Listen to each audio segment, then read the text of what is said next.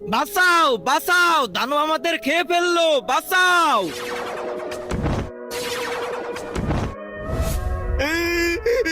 আমাকে ছেড়ে দাও। ওয়াও, এটা কি জিনিস ওর হাতে? একটু খেয়ে দেখি তো।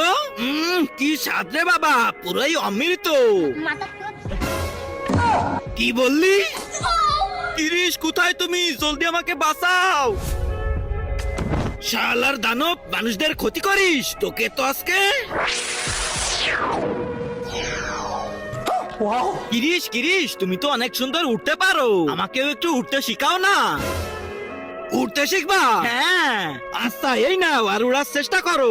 আচ্ছা কিরিশ, এখনই করতেছি। আরে বেটা, এভাবে না, এরকম করো।